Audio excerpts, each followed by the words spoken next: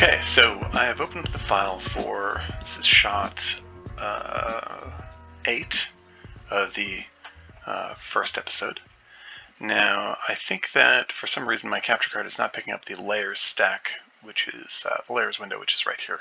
So I'll just try and talk you through this in case you can't see it. All of this here is broken up into a whole bunch of different layers.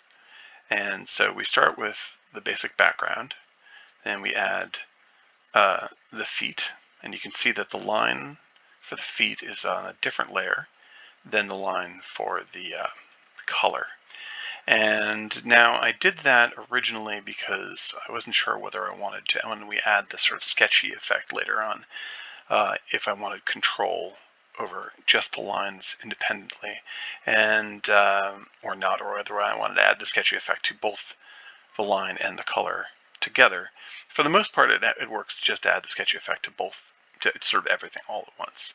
But it has been helpful to separate these into separate passes of line and coloring behind that for other reasons.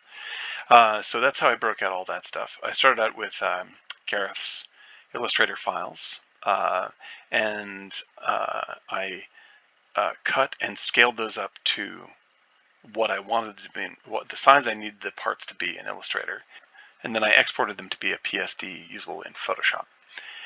So that's what we have here, and I have named all of these layers as clearly as I can. So you can see here that is the arm right here, the left arm.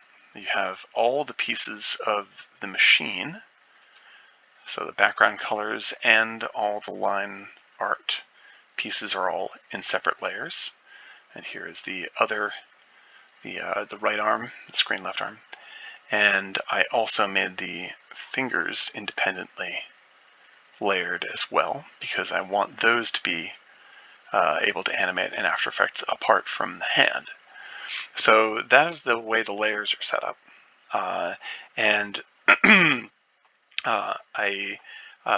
I'm pretty fastidious about naming my layers so I can keep things straight when I'm bringing them into After Effects. But everything basically, when we get to After Effects, you'll see works just like Photoshop. So if you know Photoshop well enough, then you pretty much already know After Effects. After Effects is just Photoshop over time. And so you keyframe things, and it fills in all of the animated frames in between time. I'll show you that in 2 seconds. But I'm going to recreate the basic animation for this sequence right here.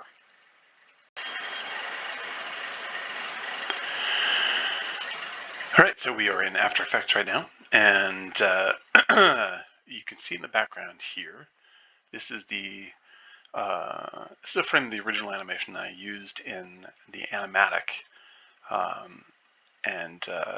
this right here that you're seeing on the screen that's what the animatic is suggesting we do. It's a little pan down to watch him let the machine go on the ground. So what you're seeing here, this thing is actually a layer right here. So just like in Photoshop, this movie file that's playing right here is this layer right here. So I double clicked on it and opened the full movie, and you can see this is the full animatic here. So you can see this is everything, all the shots, but I have cut it down to just this one shot, which is 5 seconds long. And you can see it. It's pretty simple. But this is going to have a bunch of moving parts, and I'm going to break them all out for you right here. So let's start with importing the Photoshop file that we were just working with, which is shot 8. So when you import the Photoshop files into your After Effects project, you want to make sure that you're importing them as a composition retaining the layer sizes. So click on that. Hopefully my capture card allows you to see what I'm in the import file dialog box right now, and which is just like opening a regular file. I'm clicking on the Photoshop file, and in there you'll see a pull down that says import as, And under Import As, go to Composition, Retain Layer Sizes, and then hit Import. And then it pops up with a second dialog box that says Editable Layer Styles, and you want to click OK, and it will come in. So over here you can see there's two things that were imported here. One is the folder of all of the layers. So open that up, and you can see these are all the layers that make up that illustration. And that's good, but it's also in alphabetical order, so it's not super helpful to us right now. What we do want is right below that is the composition that it automatically creates. And this is what we're going to be doing all of our animation in. So let's double click on that and open that up. So we were originally in composition 1 right here, which has the movie file in it. Also has this adjustment layer that I will be talking about in a little while that adds some effects on top of the movie, or effects on everything below it. But we don't have to worry about that right yet. Let's just go to the other composition, which is the Photoshop file composition. And let's look at what we got here. So everything is loaded in exactly the same way it appears in Photoshop. So if you know Photoshop, like, you're already in good shape here. You can see all the little eyes off on the left. And if you close those eyes, then all the layers related to them disappear, and it's pretty straightforward. Everything is stacked on top of itself, so the top layer is above the next layer, and then that layer is above this one in terms of what you can see visually. The only addition really is this timeline right here. And this is the playhead of the timeline, right? And as you can see, nothing's been animated, so nothing is moving. But we're going to change that. First, though, we're going to get this organized in a way that is useful to us. So what that means is that as I talked about when we were looking at the Photoshop file, like the thumb, for instance, here you can see that it's already, the parameters of that thumb are highlight. If I turn off just a layer of thumb, it's just turning off the ink layer of thumb, not the color layer of thumb beneath it. And I want to be able to animate and affect them both at once, so I'm going to do this thing called pre-composition. And that means I'm going to select both, right-click, and go to pre-compose. And then I'm going to name this thumb. And it's going to say move all attributes to the new composition, correct? And I'm going to have it open the new composition just to show what happens. So we're going to OK that, and it's going to create yet another composition. So we started with this one, right? We are now looking at the Photoshop file composition, and then out of the Photoshop file composition, you can see that those two layers are now been made into one layer called thumb, and that itself is a composition that we can look at, which is those two layers. So if I go back to the Photoshop composition, if I turn off thumb, the whole thumb goes. But if I go into the thumb composition, the pre-composition, and turn off just the thumb ink, when I go back to the Photoshop composition, the ink is off. So this stuff is sitting inside this stuff. And anything you do to this happens in here as well.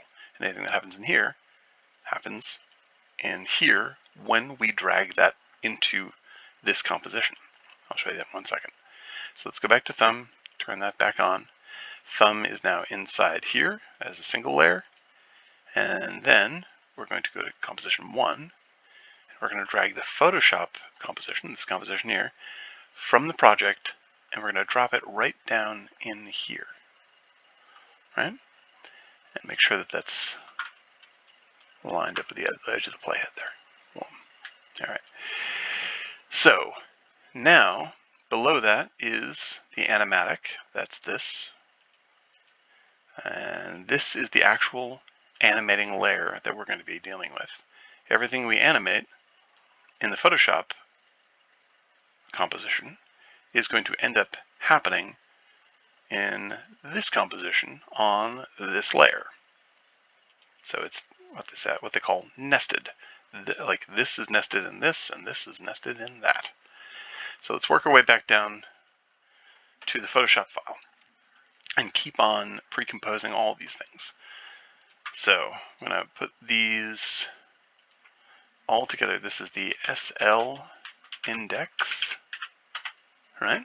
Oh, it opened up a new, sorry to surprise myself there. It opened up the composition itself again. I'll just close that, close the thumb as well. But you can see SL index has, now it's no longer just, and it's no longer two layers, it's a single layer. So there's the SL index, screen left index, just like that. And now we're going to do the arm screen left. I'm going to call that SL arm, right? And then I'm going to get all of the machine together in one big thing. So all the machine parts, pre-compose. I'm going to turn this off so it stops noise. Okay, so it's not going to open a new composition. It's just going to show the layer. Okay, so this is machine. And we click OK, and you can see machine appears right there. Now, if I want to go into that layer, I just double click onto that layer, and it opens up the composition that makes up that layer and all the pieces. But we don't need to do that just yet. So I'm going to continue on down here. This is arm screen right. I'm just going to put all the arm into one layer, which is the SR arm. And the feet into one layer. Pre-compose, feet. There we go. Okay, so now the stack is a lot simpler. Right? So we have thumb, index finger, arm itself, machine, screen right arm, feet, and background. So again, any of these you can double click on. It'll open up a new tab with those details and all the breakouts for that layer. So double click on machine, the tab comes up. Here's all those layers of the machine, just like this. If I turn one off here, this machine layer lives right here. You can see it, but you can see that the color layer is turned off, just like it is in the other folder here. So it propagates up the stream. Turn it back on, it's back on again in the Photoshop file. So now we can start thinking about how is this going to animate. And the idea is the hands come down, drop off the machine, and the machine sort of scoots off screen right. And the first thing we got to think about is the arms have to move independently. The machine is going to move independently.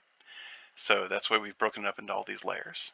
But the arm over here, the left arm, is made up in these little pieces. So we have the thumb, the index, and the arm. And the primary mover is the arm. These other two are just attached to it. So we need to actually attach them. So if we go to, click on thumb, and then we go to parent and link right over here, and we tell it to follow whatever the arm does, SL arm, right? And then we tell the SL index to follow whatever the arm does. Now, if I do something with the arm, say like I move it around, I grab that with the selection tool, the thumb and the index finger are going to automatically travel with the arm. If they are not linked, let's unlink those, then they will not travel with it, right? So let's make sure those are properly linked. Arm and arm. And now I also want these things to be able to move on their own. So we look at the thumb, and thumb will rotate, right? It's going to move around in a circle like this, right, from the hand. But you can see how weird that looks. And the reason why that looks weird, when I change this rotation number, is because it's centered in the wrong place. You can see at the dead center right here, that's where the anchor point is, and it's trying to rotate around the anchor point. So we want to fix that by moving the anchor point of the thumb to where the thumb really should rotate from, this knuckle right here. And so when I rotate that, it will rotate from the right position on the hand, right? We can't rotate it too far because it's going to look weird, but that's the basic idea. And the same thing is going to be true for the SL index. We want to make sure that that is rotating from the knuckle at the root of that part of the drawing. So when that rotates, that is rotating It's actually rotating around in a circle like this, but we're only going to need to move it a little tiny bit. And so these are now attached, these fingers are now attached to the arm, and they're rotating from the right spot. So we've built a little machine here that if we, say, rotate the arm, I'll move the rotation here. It takes everything with it, and if we want to rotate the fingers while that's rotating, it'll all happen together, and it'll all look like one big connected thing. So you can also see that the arm is rotating weird because it's trying to go around that center anchor point, so we need to change that anchor point also. We're going to move that up towards the elbow, just like that. And now, when it rotates, it'll go from a more believable source. Okay, so as you can see, I have been opening the controls of each of these layers. Anchor point, position, scale, rotation, opacity. We'll see a little bit of all these things. And these things here, these stopwatches, are here to set keyframes for animation. I'll show you what that means in 1 second. So let's look at what's going to happen here. He's going to reach down with the machine, drop it off, pull his hands back, and it's going to skitter away. So let's think through what we want to have animate first. The first thing that's happened is all of the parts here, the two arms and the machine, are all going to come down at the same time. Now we don't want to link them together because they're going to start moving independently of each other. But we can set keyframes at the same time. So we're going to open up the screen left arm, which controls the thumb and the index. And we're going to open up the machine. And we're going to open up the screen right arm as well. And open up the transform nodes. I'm going to select all these things, just like that. And now I'm going to move them, using the correct tool here, using the selection tool, to the starting position. We're moving all together because they're all selected. This is where it's going to start in the frame, right? And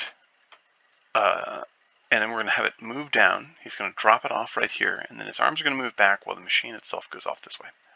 So he's going to start up here. But the first thing I notice is, like, we need to get this screen right arm in a better starting position. So let's actually deselect everything and just go to the screen right arm. And just moving that, let's try and get that into something that looks a little bit more like he's holding it. Maybe this, yeah, let's try this. Right?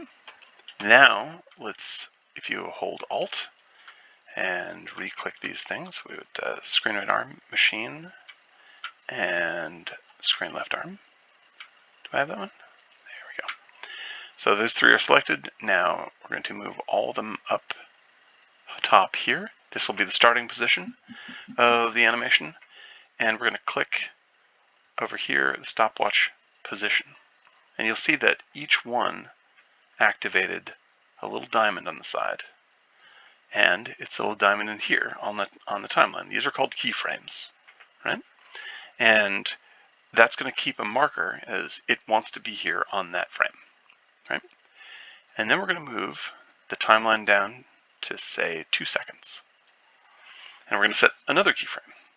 And the way we do that, instead of clicking over here, we're going to grab all of them together. We're going to drag it down to where he's going to drop it off, right there. Right? And you can see that it created all these other lines. These are the actual animation lines between these 2 points, between these 2 keyframes. This is all the stuff it made up. And you can see as I drag between those points on the timeline, it animates. And you can even start at the beginning, hit spacebar, and it'll animate for you just like that. And then it'll loop around again when it hits the end of the shot. So that looks pretty good. And now he's going to put it down there, and he's going to let it go. But I want to give it a second to put it down. And I'm going to do that by, now I have a keyframe right here. This is the moment it stops. I'm going to give it a second of just sitting there. And the way I'm going to do that is by setting another set of keyframes. And I go over to these diamonds on the left-hand side. And as it's all selected, all 3 diamonds are going to get lit up, and all 3 keyframes going to be lit up here. And it's not going to do anything between those 2 points. It's just going to sit there. But this makes sure that it's going to want to be here, and it doesn't want to move anywhere in between, so it's going to sit there. Now, at that point, the hands come back up, right? So let's move further down the timeline here. And the hands are going to return to their original position. And so I want to make sure that the machine is not selected. I hit Alt and click it. And then I'm going to draw but this still has the screen left arm and the screen right arm selected. And I'm going to drag them both back up to their starting positions. Just like that. So now, when I bring it back to the beginning and press play, it comes down, puts it down, and brings it back up again, leaving the machine on the ground. Right? And you can see the machine has no keyframe to go to, so it is just going to sit there. And we want the machine to leave the stage. So we're going to deselect the other two and just select the machine, move it to the end of the timeline, and tell the machine as an object to leave the screen, just like that. And so now it goes from its last point where it was let go and immediately starts cooking off that way, just like that. So these are the basics of all the actions we need. Put it down, let go, and there it is. It looks a little static and weird to me right now. It's too simple, but we can start messing with the details. First thing is the action on the machine is a little bit instantaneous, and I think I want it to take a little time, just a little bit slower in the beginning than at the end. And you do that by selecting the keyframes from where it starts. It's going to start moving here and move to its off-frame position here. Select those two keyframes, right-click and go to Keyframe Assistant, and go to Easy Ease Out. There's all sorts of easy eases, and they all smooth out the action of the curve of the animation by making it into a curve. And Easy Ease Out is the one we want right now, where it'll start a little slower and then get a little faster. So when it lets go, it doesn't rip out of there. It sort of gains a little momentum before it takes off. And that's going to look a little more natural. So that's good. Now let's look at the arms. So let's close up the machine for now. And we're just looking at the screen left arm and screen right arm. Now the animation's pretty good here. I mean, it's good enough. But the motion back is not totally convincing, right? So let's widen those arms a little bit. Like they go wide when he lets it go. So this is the point at which he puts it down, waits a second, and then at this keyframe is when he starts lifting back up again. So let's take that screen left arm.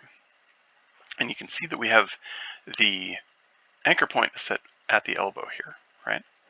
So if we click on a keyframe for the rotation at that point, and then drag to where he pulls it all the way back, and rotate his arm outward a little bit,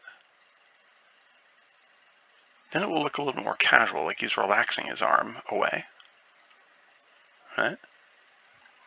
And I think I'm even going to modify the position a little bit. Like, you don't want his elbow to bend into his side.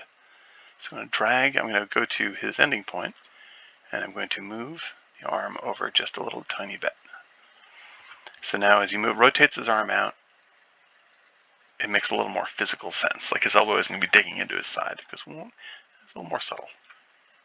All right, and we're going to do for the other arm the same thing. Screen right arm. I'm going to set a rotation keyframe. Oh, and actually before I do that, I'm going to unclick that and make sure that the anchor point is in the right place. But here's a mistake I made.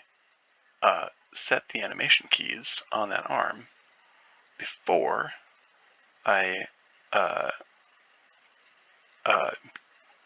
changed the anchor point position. So when I rotate the arm, it's going to be rotating from a bad place. So I'm going to have to go back and fix this right now, real quick. I think the best thing to do is, I'm going to fix this by hand. I'm going to delete these keyframes for the screen right arm and set them again after I move what I should have moved in the beginning. This should be at his elbow. All right, now I'm going to set it his first position again. Say, in fact, yeah, let's do right there. Okay, I'm going to make sure there's a keyframe on it, position keyframe. And then brings it down. I'm going to go down to here. Let's see how that looks. It's set up a keyframe for me automatically. That looks pretty good. We're going to make sure that he stays in that position. Set another keyframe. And then he's going to move out. So I go to the out point for the other arm. And then I'm going to bring it back up here. Now you notice that you can see like the path down was here. You see the dots that follow down indicate that's the direction of going down. But I learned my lesson on the other arm that I'm going to rotate this out a little bit. So I'm going to move the arm out a little bit like this, a little bit out further. So when I rotate it, it won't look like his elbow is jamming into his side. There we go. So I fixed that. And now when I set the rotation animation, it won't get confused with the anchor point. So let's go to when his arm is going to start rotating. Click the rotation anchor point. Go to where he's rotated out, or he's let go of the machine. And I'm going to change the rotation just a hair, not too much. It can't be too much. But now you can see, yeah, there it is. That looks pretty good. Let's go back and forth. Watch the animation straight through. Boom, just like that. That's not too bad. Now, for my money, I think it's a little bit too slow on the front end, right? And so what I think I might do is change up the speed of stuff. And you can do that by going to everything you want to have happen faster. Let's see. I'm going to do the SL arm, and let's see, the SR arm. And let's take a look at the machine too, just to be sure. Open up those. And I think I'm going to grab the keyframes at the beginning. I'm going to move them up a little tiny bit. So there's going to be a slight pause before it starts, and then move down, which means it's going to go faster because it has to get from here to here faster. If it was from here to here, it's got a little bit more time to get there. But this will be a little more satisfying. Maybe a little more, let's say. How about that's better. Okay, so now there's a little bit of a pause at the beginning, but that's okay. He's thinking about it. And he puts it down and lets it go. Okay, so all the big strokes of what we're doing here are in place. And now we go in there for the details. And this is the biggest bit of advice I can offer is like, do all the big stroke stuff first because it's the easiest stuff to correct. If you get in there and start like noodling with the little things, it'll waste a lot of time and get out of control because you'll get the little things right and then you'll realize that the big strokes aren't doing the right thing for you. And then you have to go back and do all the little things again. So let's move in and get the little bits worked out. The first little bit I want to get worked out is when he lets go of the machine.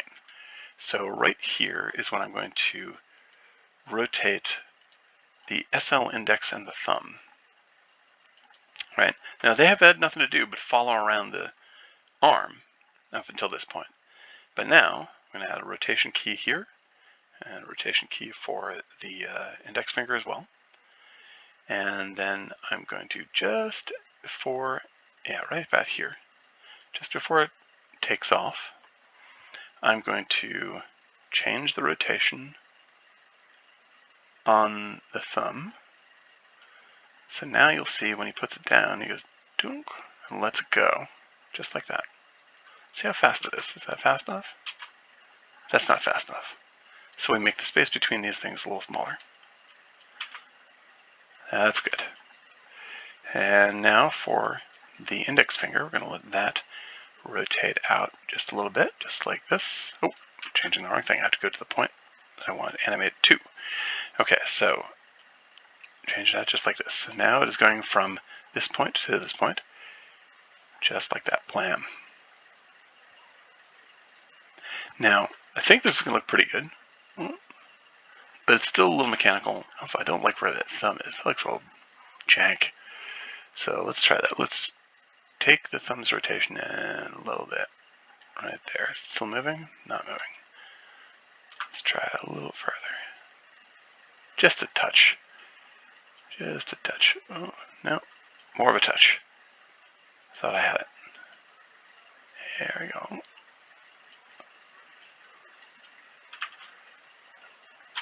It's pretty good, but still too mechanical. So what we need to do here is move these anchor points around until they sort of slip over other actions.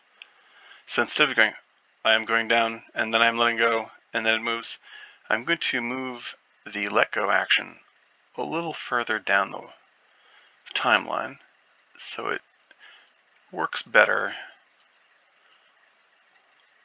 with, it sort of moves more smoothly with the actions. There, see, that's kind of at the right place. So it all sort of flows over, it crosses and flows over itself. Yeah, so like it's still doing a little animation even though the arms are being pulled back. It's they're not all happening at the same junctures. So it goes, boom, puts it down. There we go. That's a little better. Okay, let's look at it from the beginning. This looks pretty good. And now we have to look at the machine.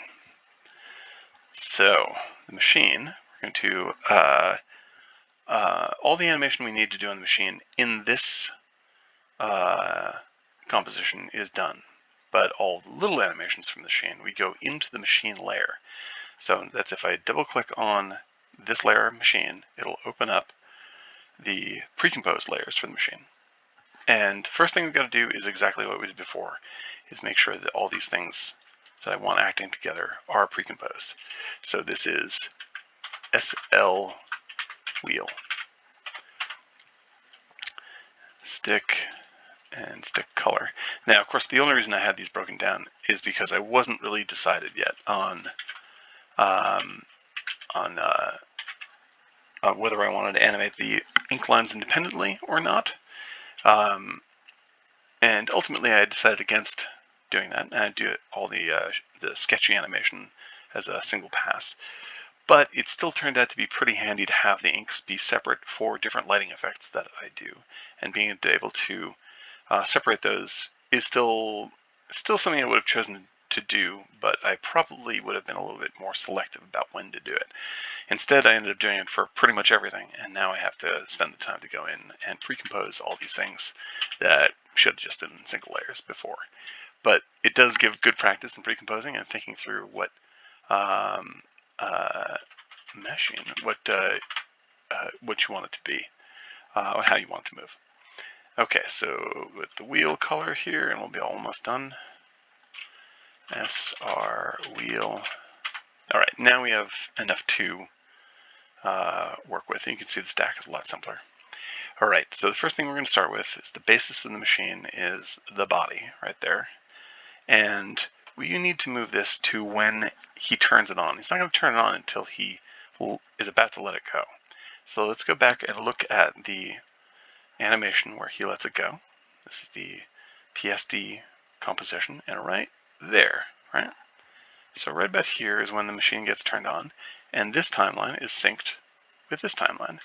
So we know the animation for the machine as a vibrating object starts at the same point. Okay, so now I'm going to animate just the body in the machine, the engine in the machine. I'm going to set a position keyframe here, then 2 frames down.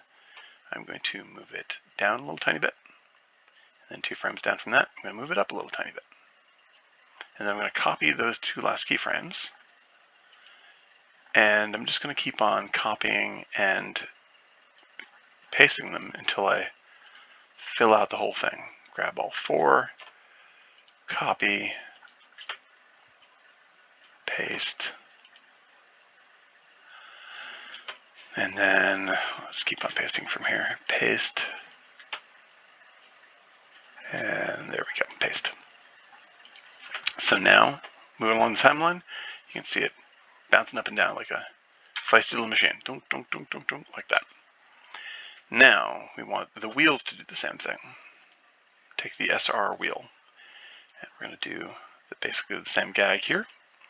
Position, and then I'm going to move that down a little bit, then up a little bit, and then it's copy paste. So I'll just hotkey this stuff, copy, paste, copy,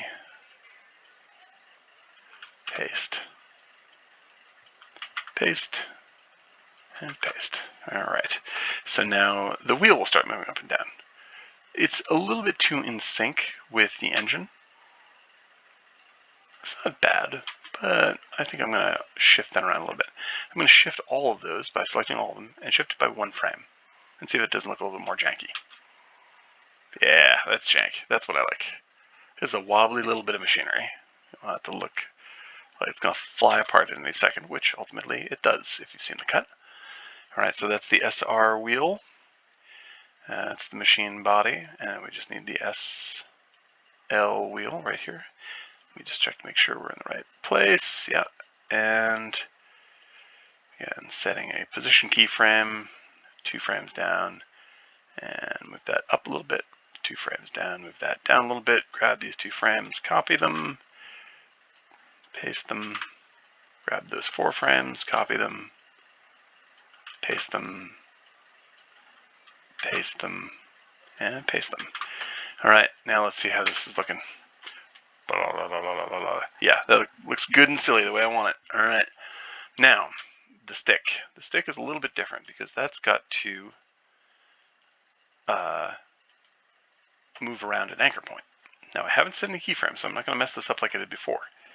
But I'm going to go to the anchor point tool, and I'm going to make sure that this is the stick I'm animating. I'm going to make sure that the anchor point is set where the stick would be attached to the machine. Then I'm going to go in and set a rotation. Move that further down the timeline. I'm going to move that up to here. And actually, I'm going to move it just before then, because what's going to happen is he's going to switch it on right about here. And put that the half frame. I'm going to rotate it back. And then I'm just going to pick random points, set keyframes, and move this like it's sort of clicking and clacking back and forth. So set another keyframe, have a quick movement, set another keyframe, so it's not swimming back and forth, it's clicking. Plonk, like that, and maybe one more. All the way back there, blam. Okay, so now when we animate that, dunk, dunk, dunk, there you go. Actually, I don't like that one last little bit. Ooh, it's too much of a slide. Where did that happen? Yeah, okay, between here and here, I didn't set the keyframe. So let's get rid of this.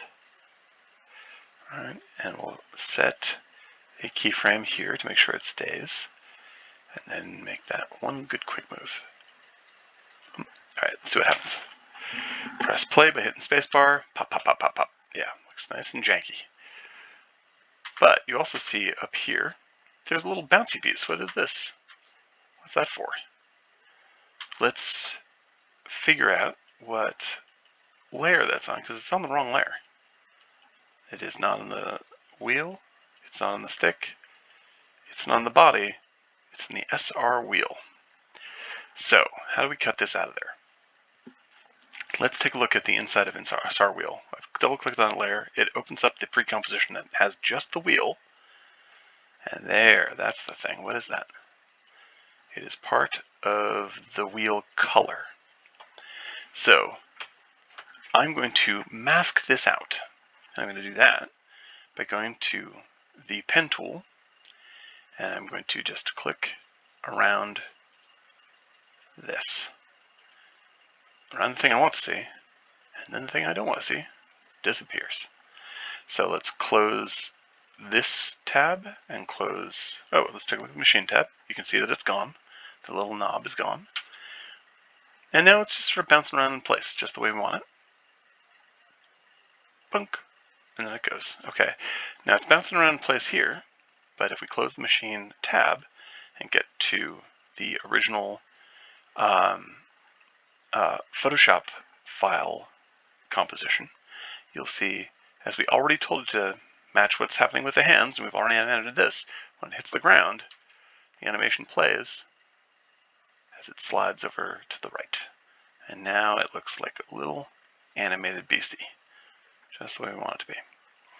All right, so that's all looking really good. We like this. And I just want to add a little bit of camera move stuff for this. Now, the After Effects does come with a great 3D engine for doing the complex version of what I'm about to do. But this is so simple that it's better, from my perspective anyway, just to eyeball it. Because the 3D stuff is great, but it's a little bit of a paradigm shift. And it's such a complex little bit of layout that it's really not worth it to do with so many small parts like this. Just a few parts. That said, let's simplify it even further. So we want to take the thumb, the index finger, and the arm, and we're going to make that into a single layer by precomposing it again. So this is going to be the SL arm and hand, right? And so now all the animations are still in there. If you open up that layer, there it is. All that stuff is still there. And if you open up those, all those are still in there. So the thumb is still there. You can keep on opening it. Every pre-comp you did, you still have access to. But now it's just all one flat thing like this, and that's going to be handy as we do this next trick. I'm going to leave the machine alone, the screen right arm alone. Yep, this looks good. Okay, so let's open up all these things, the transform triangles for everything. And what we're going to do is we're going to set, I'm going to select them all and set scale keyframes. And now normally I would say for when you really want the perspective to look right, or you want the camera's attention to go to a specific point, you want to make sure all the anchor points are centered on top of each other in the direction you want the sort of camera to, quote, move to.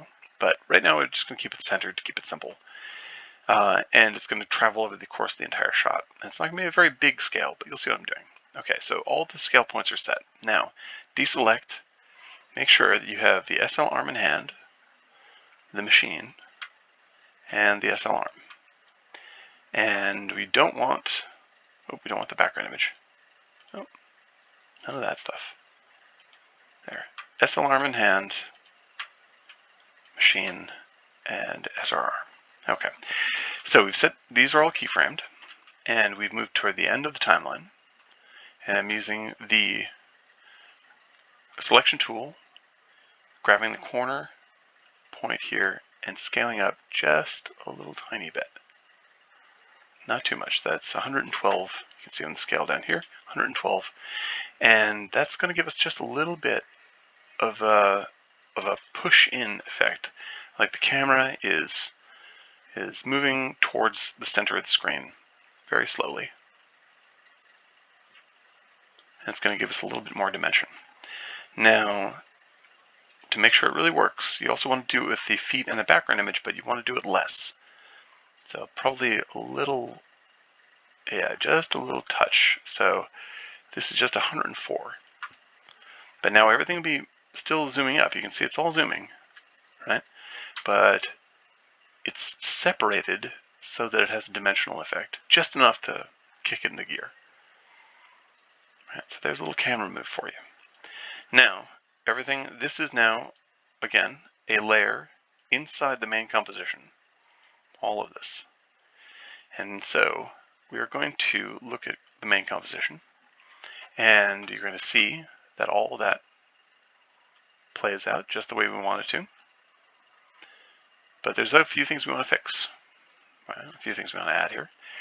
First thing is we should call this main composition the camera, which is basically what it is. So let's go to Composition and Composition Settings and just type in camera. This is now the camera. All right, now might as well just quickly take a look at the composition settings. You'll see what we did here. So here's the width and height pixel-wise. This is 235 to 1, I think, which is widescreen. I've set the frame rate to 10 to get the choppy animation look. So that's called animating on the 10s or animating on the 6s or whatever you set the number to. And that provides the sort of stuttery effect that makes it a little more animated looking. Normally that's set to 24 or 29.9 for film or video, respectively. But this will render out when we render QuickTimes. It's still going to render 24 frames a second, but it's going to render 10, like matching frames, so it looks static and stuttery as it goes along. And let's OK that, and drag it back here. Now, we are going to really treat this like a camera, and we're going to look at we're going to open up the layer of the composition, and we're going to set a position marker, because now we're going to move this around. Didn't want the wisteria one, and we can now sort of move around in here, right? So we can frame it the way we want to frame it. So we want the beginning of this thing to start around here. And the hands are going to go down to here. And I've set a keyframe, so I'm going to move it like this. And now it will seem like the camera is moving to follow the action. So it doesn't quite look that way yet. So like the reason why is because the camera starts moving before the action starts happening, because remember how we delayed the action before. So I don't want the camera to move until the action happens. You want the action to lead the camera. So it starts to move, and then I follow it. And then I don't stop on a dime. I let the camera keep on going just a little bit after it's fully put it down. And I'm on that keyframe. I'm just going to correct that so it stays in frame. There we go. Now let's take a look at what it looks like. Not bad. And the last thing I want to do is I want to follow the machine off to the side a little bit. And so again, we want the action to lead the camera movement. So let the thing go for a little bit, and then we're going to follow after it. So I need to set a keyframe so the camera doesn't move. We need to make sure that it starts here, right there. Set a keyframe, and then we start the moving. Now you can see right here, this is the end of the file, so we only have a little bit we can go, but that's probably enough. Maybe we even add a little bit of a zoom in there. So maybe we'll go a little bit further than this. We're going to end up zooming just a touch, and that'll fill out that part of the frame. But now we put it down, it starts to move, and then the camera follows after a little bit. Okay, so I've gone in, I did a little bit of tweaking. I took out the pause at the beginning, just because it was doing a little bit of too much slidey. So let's take a look. That's a little bit smoother. Yeah, that's fine, a lot better. Great. I like that a lot more. So now that that's working, let's take a look at the last bit of the detail we want to add, which is this adjustment layer. In this adjustment layer is an effect, and the effect is Turbulent Displace. I did this by creating an adjustment layer, new adjustment layer, just right here. And then once it was there, I went to here, distort, and then I found Turbulent Displace down here. And the settings I have for Turbulent Displace, if you're interested, there's all sorts of expression errors there, but you can see the numbers. This is what creates the sketchy effect. So we'll turn this on, and you can see now the edges of the line become sketchy, and they also animate over time, and anything underneath that adjustment layer will have that applied to it. So all the hands, all the boots, the machine, all that stuff will animate, and then we press play, and now it's sketchy lines. Putting down the machine, and we have a full animation. There we go. Alright, that's how to do that, and I'm going to set this rendering, which, just to let you know, you go down to Export, and you go to Add to Media Encoder, just as so. I'm going to export this out as an H.264. I'm starting to sound like a pilot before takeoff, but I'll render this out. We'll show it full frame right here at the end, but that's how we did all of the shots. It's actually a lot easier now that we've worked out this little pipeline, but we're very, very psyched with how it turned out, and we hope that you enjoy.